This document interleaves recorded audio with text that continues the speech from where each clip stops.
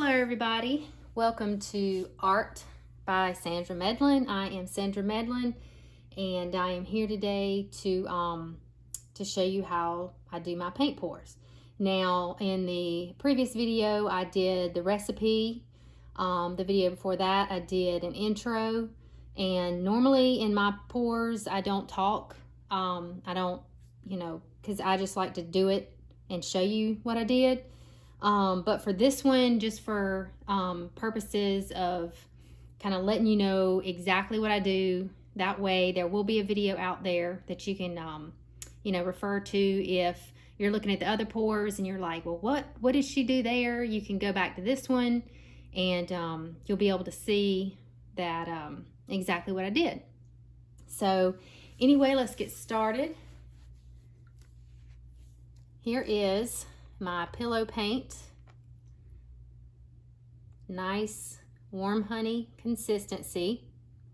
The recipe will be in the description, and also you can refer back to the recipe video where I go over how I made this up. So I'm going to take my stick out, and like I said before, what I'm going to do is I'm going to make like a rectangle sort of border, kind of help keep some paint in the places that I want it. If I do, if I pour it all in the middle and let it spread out, it's going to end up being circular.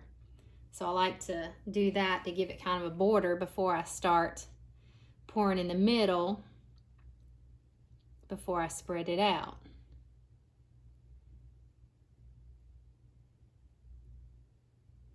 So yeah, you just kind of want it to, and for this particular size sheet, which I will measure and put it in the description. I don't know the exact size, but I will put it in the description, and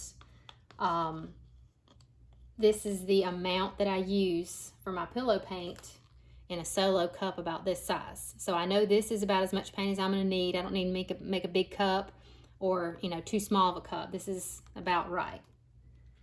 So once I get the paint on there, what I'm going to do is I'm going to kind of move this paint around, and I want to get it to a point where it's all spread out really nicely and fill in those little holes, those little gap areas.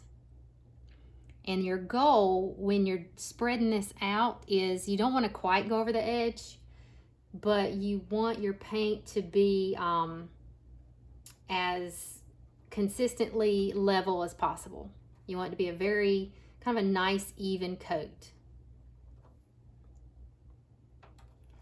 And you just kind of go back and forth with it until you get that nice spread out. You don't want a ton of paint in the middle because it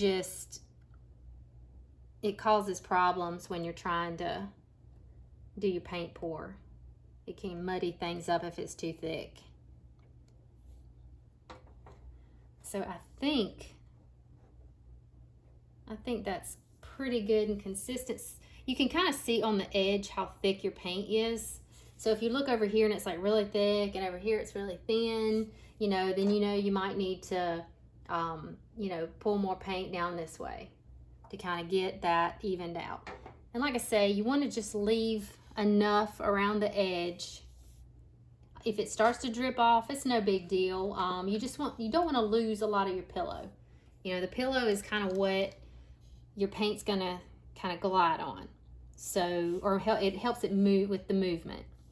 Like I said before, I use a PVC cobbler. This is a 1.5 inch. There's a smooth side and there's a side that has writing on it. You want to put the smooth side down. I usually start on the left side. You can start in the middle. You can start over here, wherever you want, but it's just for me, I usually start on this side because I'm closer to that side. Now, with my paints, I'm using all my paints today are Anita's craft paints. I'll put the colors in the description box. just so you know if you like this, then you can replicate those colors. I always start with black. For me, it's just a preference. You don't have to start with black, but I feel like it gives me better contrast in the beginning of the pour. So that's why I use black. So I'm gonna pour. You wanna layer each one of these colors. You're not putting a ton of paint in, you're just layering. You don't wanna like pour the whole cup in there, you know, and then pour the next whole cup. You wanna keep layering these colors until you're finished with the paint. And for this particular pour, I'm using 1 ounce cups. They're little medicine cups. To me, that's the perfect amount. I don't like to use a lot of paint. I don't like to waste a lot of paint, so it kind of keeps costs down. You can do more pours with, you know, less paint. So I'm gonna put this beautiful fluorescent pink. And I don't use a lot of fluorescent pink. I know a lot of people do.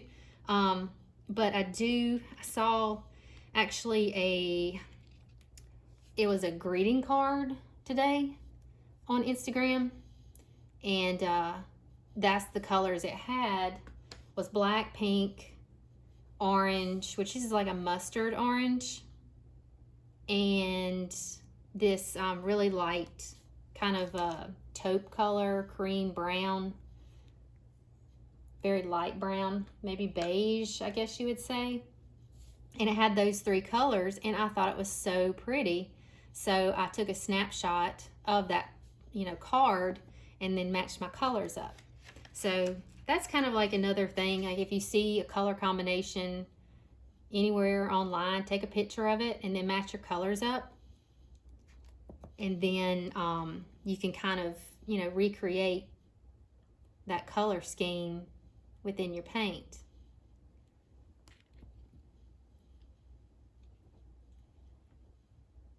But yeah, I always see really cool color combinations online, and I try to, you know, experiment and replicate and see if I can come up with that, because so many colors in nature especially, you know, they look so pretty together. But yeah, I'm just layering each color on top of another, and then I'll kind of lift if I want that paint to kind of go a little deeper down in there.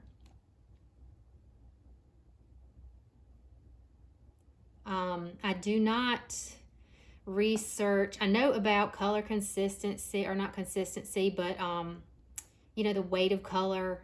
Different colors have different weights, and they sink or rise depending on those weights. I've researched it, and I find it extremely interesting, but to me, it's just like, it kind of gets in that realm of the mad scientist, and to me, it takes away the fun creativity of it.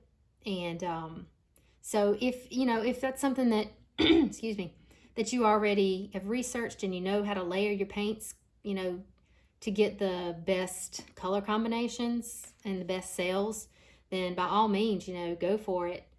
For me, I just, you know, whether it be opaque, not opaque, whatever, I know about it. I just don't, I don't invest a lot of time in mixing my paints that way, just because it takes a lot of the fun out of it for me.